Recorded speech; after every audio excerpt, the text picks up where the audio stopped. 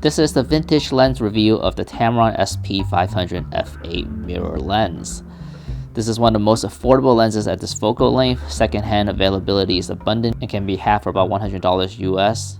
The lens is built like a tank, with all metal construction except for the glass and the rubberized focus ring. The mount is Tamron's Adapt All 2 system and can be used for a wide range of cameras.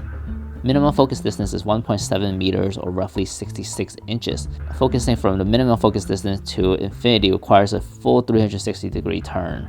There's no aperture ring and is fixed at f8. The accessories that I got with this lens was the lens hood, which didn't particularly thread well, and a tripod collar. The tripod collar is very useful for balancing this heavy lens. Sharpness is fairly even across the frame with little discernible differences between the center and the corners. The test chart will indicate that this lens has roughly 3.5K resolution, but to my eyes it looks even a little bit softer than HD. It also doesn't help that the contrast is somewhat dull, which is the case for most vintage lenses. Keep in mind this may be further impacted by haze if you're shooting a subject at a distance. There is no obvious lens distortion. Bokeh is donut shape, which can bother some people. Doesn't bother me so much because I have plenty of lenses with round bokeh. First of all, a heavy solid tripod is a requirement.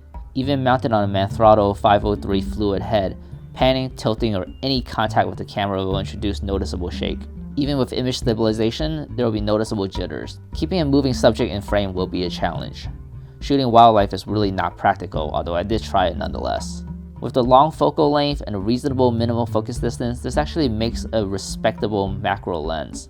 I've used it even to shoot solar eclipse or the Golden Gate Bridge at about 15 miles away.